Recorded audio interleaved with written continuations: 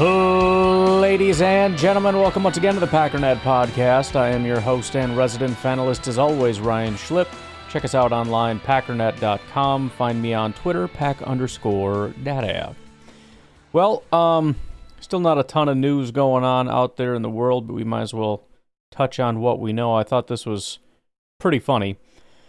So, over at Walter Football, it's one of the many places where they kind of track rumors. Some of it overlaps. I've seen it or whatever, but I thought this was funny because they provide a little snippet of commentary underneath.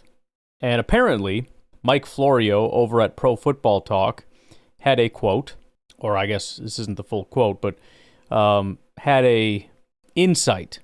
And his insight is Aaron Rodgers doesn't really want to play for the Steelers. Yeah, maybe. Could be, probably. I don't know. It does. We said before, there's no perfect situation here for Rodgers, for the Steelers, for any party involved.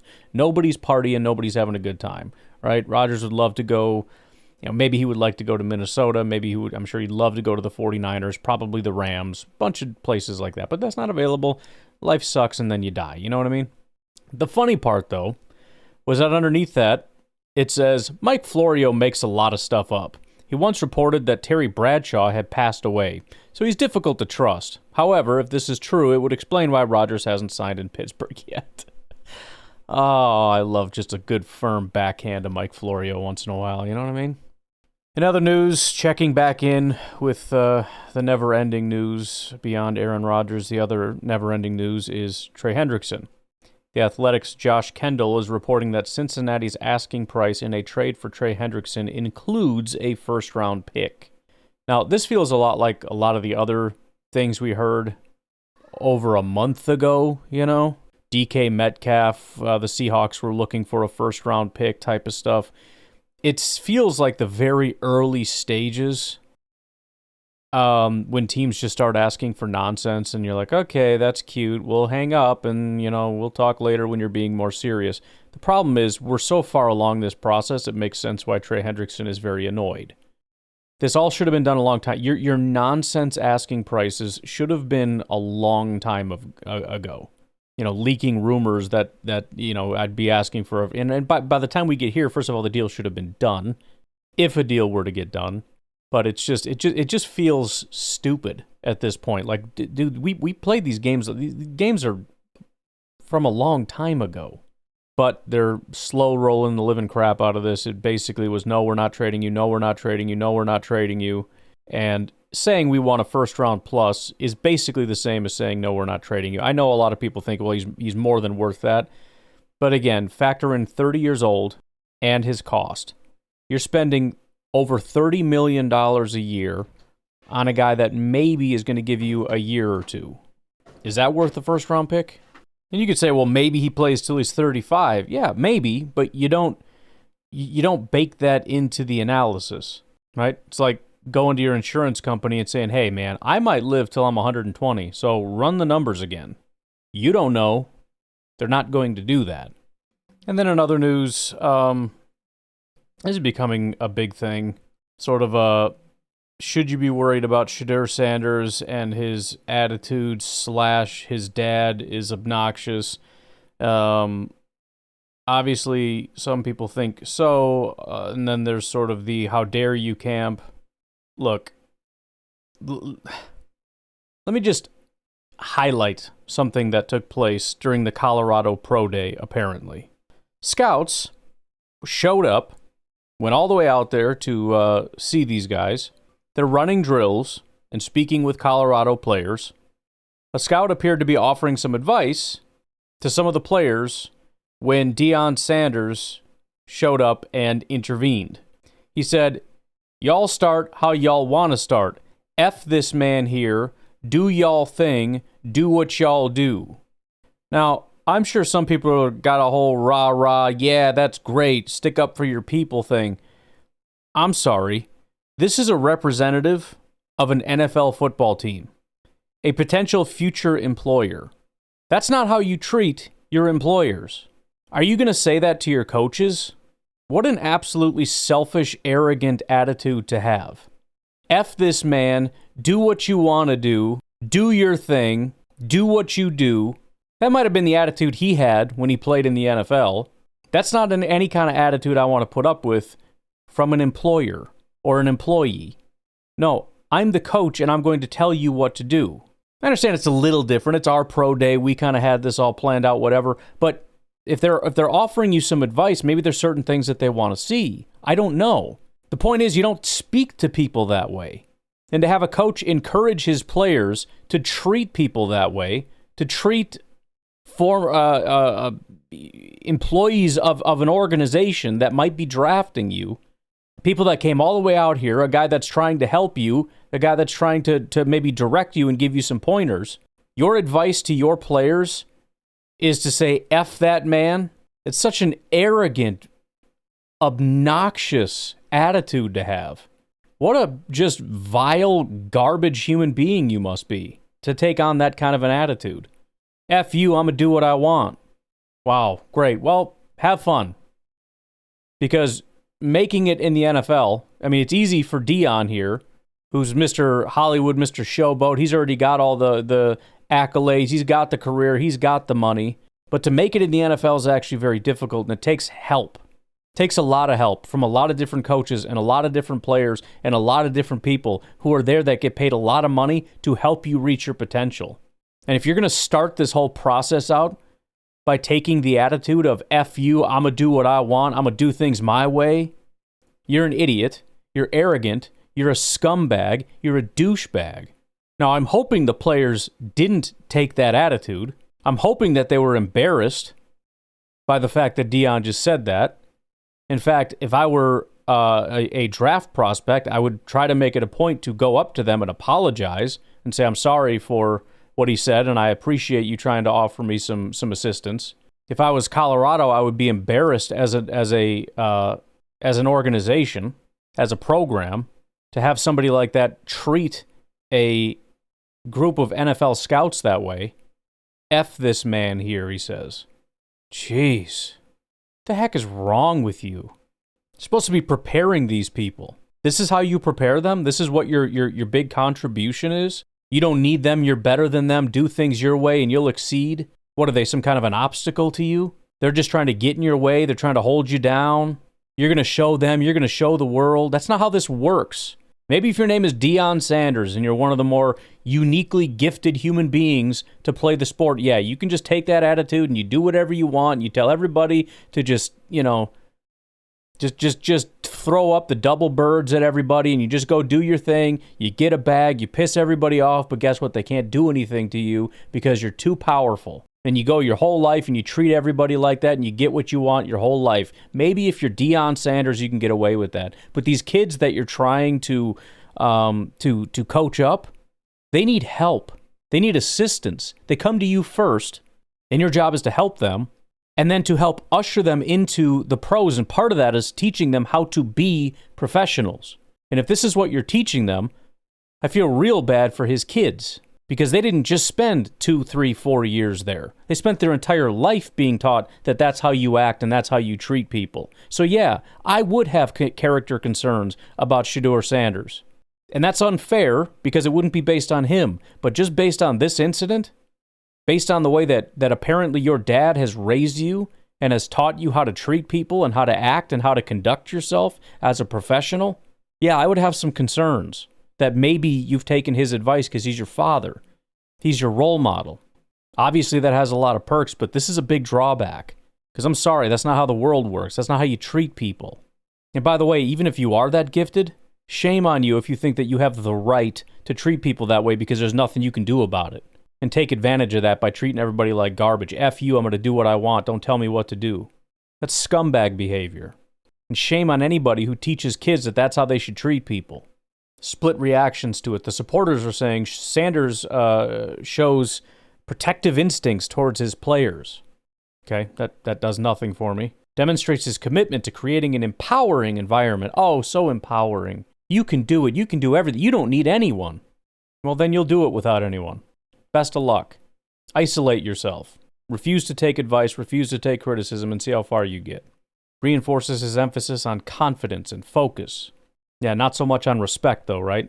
There's not a more respectful way you could do that than to say F him. Yeah, okay. The crazy thing is, if you watch the video of it, it's not like it's a throwing exercise where they have everything scripted and the guy comes over and interrupts it and is saying, hey, I want you to run these routes or do these. He's demonstrating how to run a 40. He's showing them. They're the ones conducting it, right? Go down, 1, 2, you got to pause. Same thing they do at the combine. He comes over, says, F this man right here. Start how you want to start. Okay, great. Just crazy to me, man. Anyways, I saw that, and that bothered me. And again, I think it's unfair to Shedeur Sanders if he's being judged based on his dad, but I also think it's what's going to happen. It's what I would do, at least until I had the opportunity to sit down with him. But the problem is, you talk to him, and this is what he sounds like. He's a very arrogant dude. I mean, if you're okay with that, some guys are arrogant, they're good football players, fine, but it caused Rodgers to fall. Worked out for the Packers. I don't know if Rodgers was this arrogant coming out, but, whatever. Speaking of that pro day, however, got some Colorado pro day highlights. Travis Hunter did not participate in the testing at the pro day. Looked good during receiver drills, catching passes from Shedeur Sanders. Teams have concerns about his lack of testing numbers. Teams are working with an estimated 4.53 second 40-yard dash time for his evaluations. As for Shedeur Sanders, had a solid throwing workout that impressed his observers, threw several terrific deep balls and over routes, had good ball placement, putting throws nicely into receivers' hands, had only a few wobbly passes, and approximately 3 misses. Of the notable wide receivers there, Will Shepard, who's a Vanderbilt transfer, impressive day with his measurables, 4.53 second 40, 40.5-inch vert, 10.11 broad, caught everything thrown his way, including difficult catches in contorted positions, was not invited to the combine despite a good senior season, had 3 solid days at Shrine Bowl practice, met extensively with Denver Broncos and Sean Payton, drawing interest from the Chargers, Titans, and Texans. LeJohntay Wester, another receiver there, Shrine Bowl standout who caught the ball well, displayed sharp, fluid routes and good balance, fielded punts during snowy conditions, unable to improve on his combine 40-yard dash time of 4.46 seconds. And finally, Jimmy Horn Jr., another Shrine Bowl practice standout, improved his 40-yard dash time to 4.35 seconds, over 1/10 better than his combine. That's crazy. Now, these are not official times, so, somebody stopwatch that, but that's fast. Ran good routes, demonstrated good hands. Like Wester, projects as a slot receiver / return specialist in the NFL. All 3 receivers received significant attention from the New York Giants. Giants head coach Brian Daboll was present at the workout. All right, let's take a break here. I want to turn our attention to some news about the Packers. Some of it isn't necessarily news, but it's just more, we're going to repeat it for a reason. We'll take a break. We'll be right back. All right, so more on the Packers meetings. And again, some of this we've heard already, but Easton Butler reported the Packers are hosting NC State offensive tackle Anthony Belton on a top 30 visit. He also reported that University of British Columbia quarterback Garrett Rooker met with the Packers, Panthers, and Seahawks. But then there was this. This was reported in the last 24 hours. Now, again, some of this we've already known, but I just want to go through it because, again, we're kind of continually being pointed in a direction. Well, let's just start with this. Packers hosted Texas wide receiver Isaiah Bond and Stanford wide receiver Alec I Bucha for visits. I don't remember. The Packers are in the mix to take a receiver potentially on day 2 of the draft. The teams hosted Texas Isaiah Bond and Stanford's Alec I Bucha for visits. Bond is a shifty receiver under 6 feet tall, while I Bucha is more of a big body target. The Packers may take a shot on one of these receivers to add a new skill set to a receiver room with lots of draft investment in it over the last few years. Very shortly after that, it was reported the Packers will host a pre-draft visit with Texas wide receiver Matthew Golden. Golden has visited with several teams in the lead-up to the 2025 draft, where he could be the first receiver off the board. Golden has held up pre-draft meetings with Cowboys, Bucks, Steelers. Green Bay is still looking for an unquestioned wide receiver 1 after none of the 4 main wideouts stepped in 2024. Golden is similar in size and has similar speed to Jaden Reed, though Reed's after-the-catch production was far superior coming into the league. The Packers could, among a handful of teams, jockeying on draft night to land Golden, 21, as his draft stock steadily rises. So, kind of back-to-back notes, Packers looking at 2 receivers, Packers hosting another receiver, right? It's pointing in the direction of the Packers are doing a lot of work on wide receiver, especially the early receivers, which brings me to this. Insider notes on the 2025 NFL Draft. Rising stars from Nebraska, Packers plans in round 1 and more. Well, that perked up my attention. I'm always checking out Pauline anyways. Let me just read it in its entirety. It's just a couple paragraphs. Packers looking offense in round 1, question mark? Most mock drafts have the Green Bay Packers selecting a defensive player in the first round, more times than not someone in the defensive front 7. Yet, people tell me to keep an eye on the receiver position, as that is a direction the Pack could go in round 1. The 2 names that keep popping up as first-round targets for the team are Matthew Golden and Alec I Bucha, receivers prospects with different styles. Golden is faster and has more upside, while Ibuka is bigger and and has more polish. If they don't draft a receiver on day 1, people feel the Packers will most assuredly select a pass catcher on day 2. There is a real possibility neither receiver will be available when the Packers are called on the clock in the first round. Now, I hate to bring up some trauma here, but this is a common recurring theme, especially as popular as wide receiver is in the league, and being the shortage of true first-round wide receiver talent.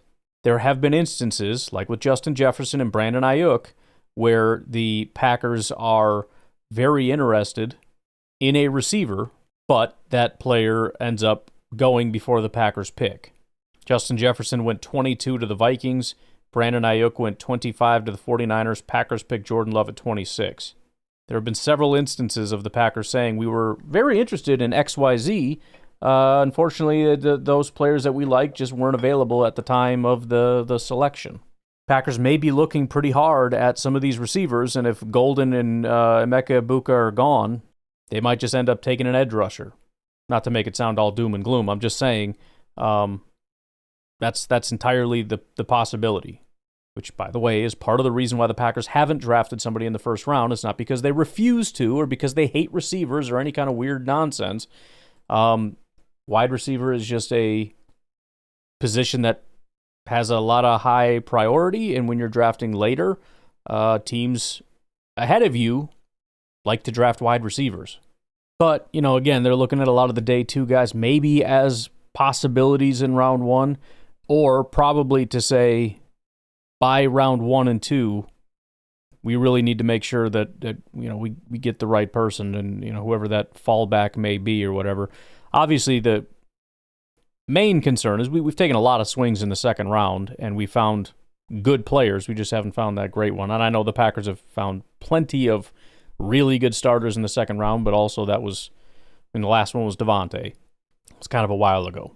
We also looked at already the amount of first-round wide receivers that are really panning out recently.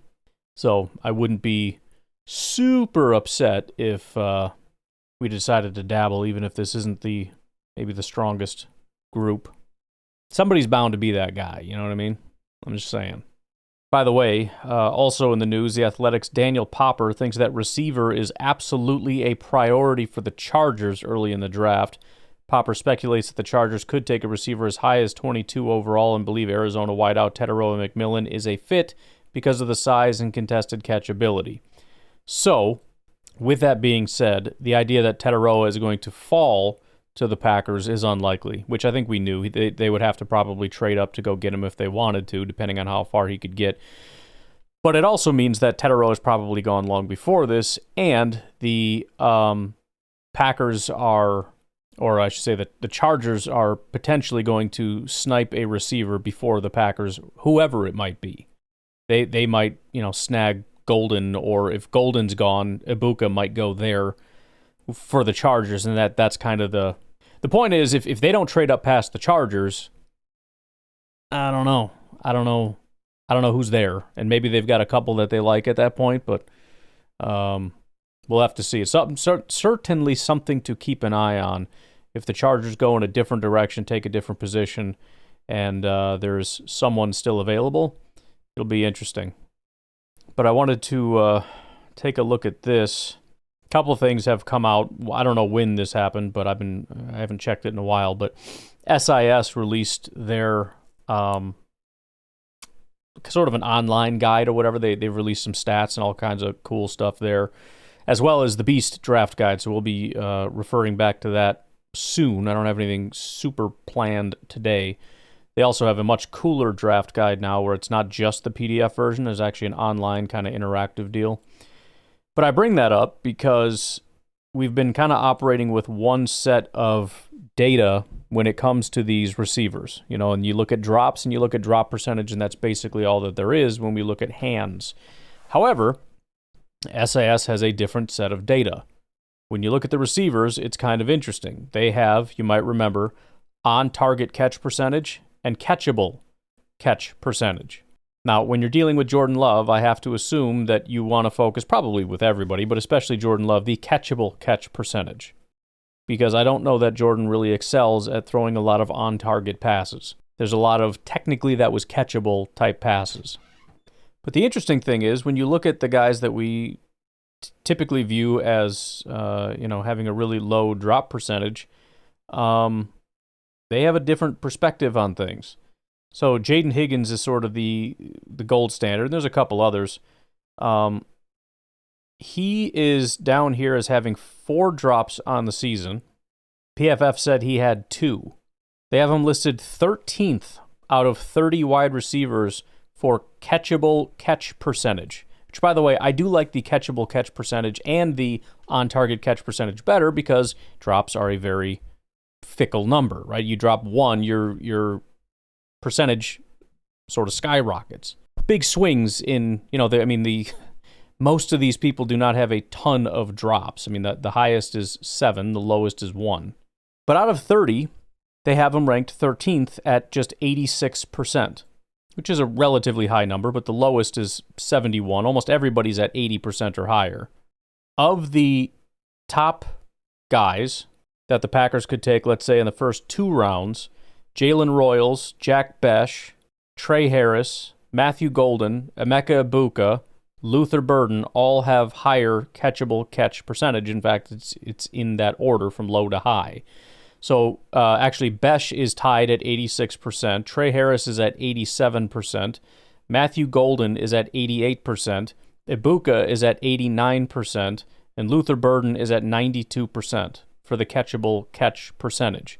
But I think the larger point here is that when I look at it, the gap between Higgins and a lot of other people is pretty massive, right? I mean, he has a 2.2%, talking about Higgins, drop percentage. That's exceedingly low. But PFF also might have a pretty strict standard for what's technically a drop. An errant pass that was a little high or whatever might not be considered a drop. So how many times did he not catch a pass that a lot of Packer fans would have looked at and said, you got to catch that, man? By the way, Teteroa McMillan ranks 24th out of 30 at 82%. Nobody that is going to be drafted anytime in the first several rounds is lower than McMillan. Daniel Jackson, Nick Nash, Kobe Hudson, Ricky White, Antoine Wells, and Samuel Brown are the only ones that are lower than Teteroa McMillan. They have him down as having 6 drops this past season. PFF doesn't necessarily disagree. They actually say he has 7 drops, so it's actually quite a bit higher. Well, not quite a bit, but makes a big difference. I guess the interesting thing about it, though, is it realigns things. Because if we're saying, like Matthew Golden and Ibuka are at the top as far as hands, well above the guys that are known as having like the great hands, that just further solidifies them in my mind. Just want to real quick run through some of these wide receivers and just see kind of who's at the top of each of these different things. So as a reminder, SIS uses a thing called total points. It's sort of an overall metric. You could possibly comp it to like PFF grade or like a WAR or an EPA or things of that nature. It's their comprehensive metric of just value. Now, this is, keep in mind, this is total. So it's not per snap or per target or whatever, but just take it for what it's worth. They all played relatively closely in terms of snaps, between 600 and 700 with a few exceptions. Some of these guys are lower, which is obviously not their fault. Luther Burden is really low, but he had low snaps and also mostly was in the slot.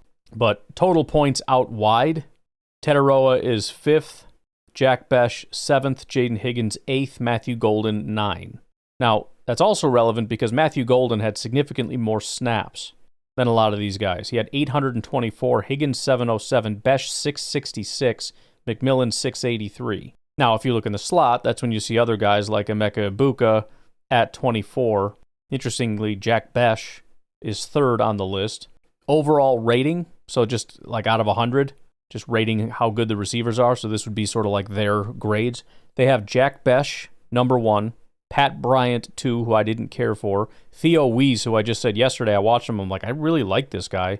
I'm starting to like him more now that I'm going through a couple of these different stats. He was a 99, and then Xavier Restrepo they had at a 99. Next up would be McMillan at 98. They got unique routes, which isn't necessarily a metric of being good or bad, but it's kind of good to know just in terms of the versatility. Alec I Bucha is number 1. He ran 42 different routes. Only LeJontay Wester and Ty Felton had above 40. The lowest, not surprised. Actually, it's not. Oh, it is the lowest. Here we go. The lowest, not surprisingly to me, is Trey Harris. Ole Miss, pretty.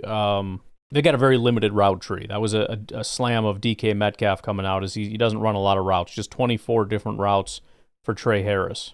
They've got their broken plus missed tackles rate per reception. Luther Burden by far is the top guy. 0.59 broken or missed tackles per reception. After that, as far as like top receivers, Tetaroa is 6th with 0.32. So think of it like 0.6 compared to 0.3. It's about half. Jack Besh is 14th with 0.24. Trey Harris is 19th with 0.18. Golden 21st, 0.17. Higgins 0.16. Isaiah Bond 0.15. Ibuka ranks 27th out of 30 at 0.12. So not his strong suit necessarily is broken plus missed tackles, which, by the way, kind of makes sense for Luther Burden, because Luther Burden, remember, is kind of that guy who's sort of characterized as a slot, but he's more of a big body guy, kind of like a Debo. And when you think of it that way, it checks out. Bigger slot type of guy, really good after the catch. EPA per target, Jordan Watkins out of Ole Miss is actually number 1. I do like Jordan Watkins a lot too. Jack Besh, number 2, another guy that, like, if you look at the SIS stats, really kind of pops off. Trey Harris is number 3. Pat Bryant, another one. Again, I wasn't a big fan, but he is at the top of a lot of these lists. As far as the top guys, Golden is 6th. Higgins is 12th. McMillan is 13th. Ibuka is 14th. Burden is 15th. Bond, 20th. Positive play percentage against man coverage, another really cool metric. Now, this does in some part come down to your competition level, comes down to your quarterback and all those kinds of things, but it's an important metric for trying to figure out who can play man or whatever. Number 1 prospect, Alec I Bucha. That matters. Dude's got, according to SIS, real good hands, real good against man coverage. 58% positive play rate in man coverage. Besh is 5th. Trey Harris is 6th. Golden is 18th. McMillan is 20th. Higgins is 21st. Burden is 26th. Isaiah Bond, 29th. So if you were looking for good hands and beats man coverage based on the two metrics, or two-ish metrics that SIS has for it, I think Ibuka might be your top guy.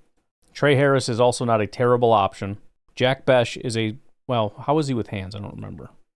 He's 11th, not the worst. But just a peek. I wanted to play with the SIS thing, so we got a chance to do that. We got a bunch of other positions. We can comb through it another time. But why don't we go ahead and take a break? We'll be right back.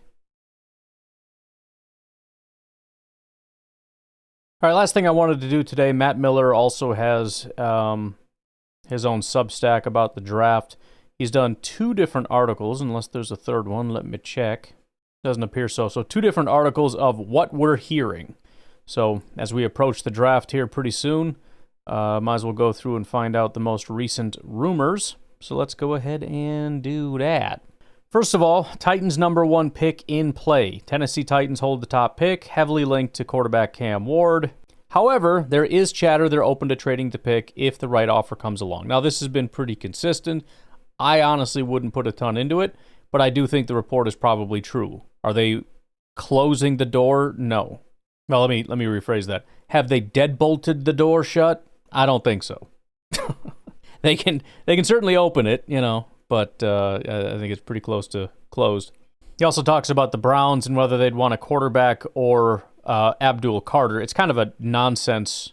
Well, I guess it's not nonsense, but the question is, if Cam Ward was there, would they go in that direction? And the thought process is yes. But it's not really a worthwhile conversation because he's not going to fall to him there. Nothing is certain, but very, very unlikely. Because even if the Titans do trade it, they're going to trade it to somebody who's coming up for a quarterback to take the quarterback, Cam Ward. They also said that he do not want Deion Sanders, so that's not going to be the thing. So stick with Abdul Carter, and you probably won't lose. The Giants signed Russell Wilson. Rumors persist. They're still targeting a quarterback like possibly Deion Sanders. Alternatively, some buzz suggests they could opt for the best player available, such as two-way star Travis Hunter.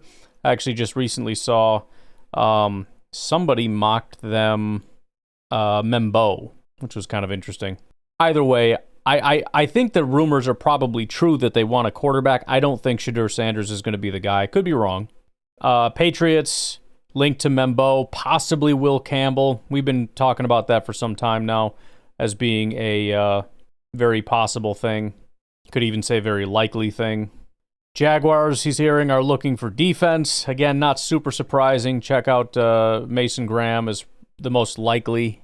Raiders possibly taking Ashton Genty. Again, glad to hear there's buzz about that, but that's kind of a known commodity. A lot of the top 5 news is pretty well known around the draftosphere. Apparently, the Isaiah Bond market is kind of heating up a little bit. We heard about him meeting with the Packers. That is listed here. It says Bond's college stats at Texas in 2024, 34 receptions, 540, blah, blah, blah, blah, blah, don't fully reflect his impact because he was hampered by an ankle injury that slowed him down late in the season.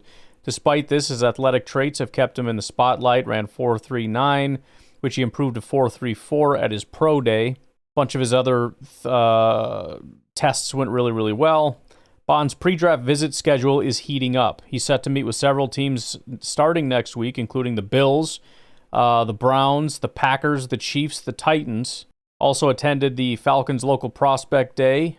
Early reports note the Chicago Bears and LA Rams have taken broad interest. It says the Bills, Browns, and Packers have been particularly active, with the Packers eyeing him to complement slot receiver Jaden Reed, and the Bills looking to replace lost speed after trading Stephon Diggs.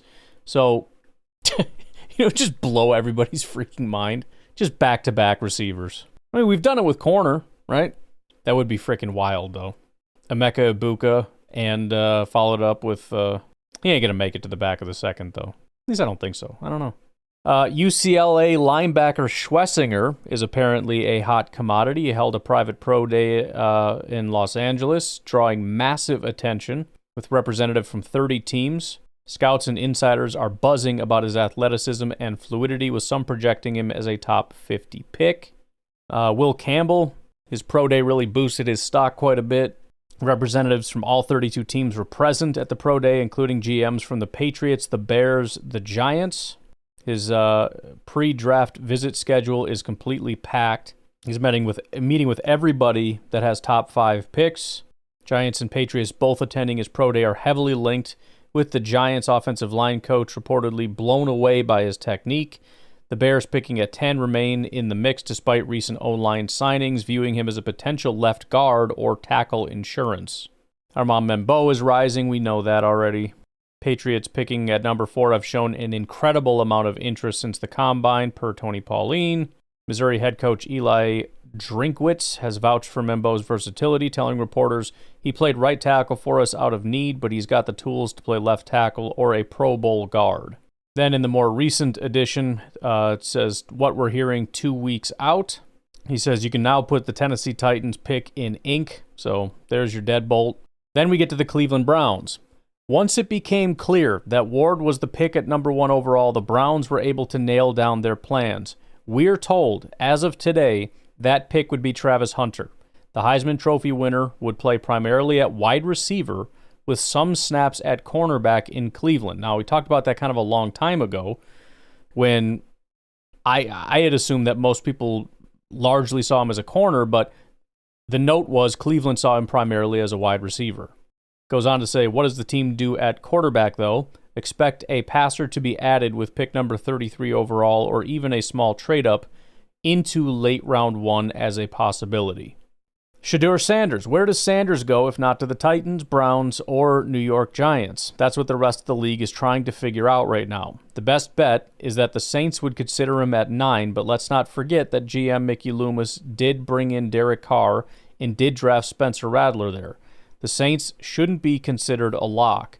This would then put teams that didn't expect to have a quarterback available to them in play. That's teams like the Miami Dolphins, Seattle Seahawks, Tampa Bay Buccaneers, and of course the Pittsburgh Steelers. Sanders could realistically see a tumble into the late teens or early 20s if no team trades up for him. As for Jalen Milroe, the invite to the NFL draft in Green Bay started a hype machine that he would be a first-round selection. We're here to tell you that the NFL's PR office that handles player invites has no better idea who will be selected in round 1 than you or I do. And maybe worse, let's not forget that just 3 years ago they invited Matt Corral and Malik Willis to the NFL draft in Las Vegas. Corral and Willis both had round 1 hype from various corners of the internet before the draft, and both were selected late in round 3. Milroe could go in the first round. It's the NFL draft, anything can happen, but our intel says round 2 is a ceiling, round 3 is much more likely. So, being set up for a pretty embarrassing situation there. Wide receivers. Wide receiver has become a premium money position in the NFL, but that doesn't mean teams will be reaching to fill needs if the value and ranking isn't right. We're hearing more and more that receivers in this class could fall. It's beautiful to hear. That doesn't mean Dallas won't select one at number 12, but we might get to the late first before seeing a second receiver come off the board. Teams are down on Teteroa McMillan because of his speed, Luther Burden because of his effort, and Emeka Ibuka because of his average profile compared to previous receiver drafts. Boy, would that rile some people up. If all of those people are available and make it past the Packers. I don't think that happens, to be honest, but that would be pretty wild. Notes on Walter Nolan. Nolan's pre-draft visits are ramping up, signaling serious interest. He's already met with the Cowboys, Panthers, visited with Cincinnati on April 7th, and upcoming trips to the Arizona Cardinals, San Francisco 49ers. The Niners are also hosted him alongside Georgia edge rusher Michael Williams, hinting at a defensive line focus. These visits suggest teams view him as a versatile high-upside piece, likely for a 3-tech role where his explosiveness can shine. It would be a surprise for Nolan to make it out of the top 20. I really like Nolan, obviously. I've kind of resigned myself to the fact that he won't be there. Although, if he's around, I do think it's a legitimate option for Brian Gutekunst. I think defensive tackle is a need. I think he provides a lot of things that the Packers need as a pass rush, but also run defense prospect. And then again, the whole number 1 overall prospect out of high school or whatever is going to be, it's got to be exciting to these guys. You know, they've been following their career for a long time. As for the Cowboys and the whole running back debate, it says, could the Cowboys actually go running back at 12 overall? Yes, and it shouldn't surprise you if that's actually what happens. Jerry Jones wants to win, and he wants to do so running the ball and playing physically. Omarion Hampton might seem like a reach to you, but it's a very realistic pick for the Cowboys in the slot. This is 100% in that slot, not as a receiver.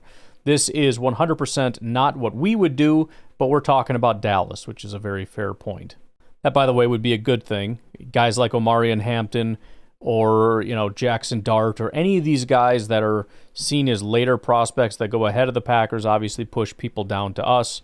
This is fantastic. It's one of the benefits of the Bears and or the Raiders taking a running back. It just raises the probability that somebody like Omarion Hampton ends up going.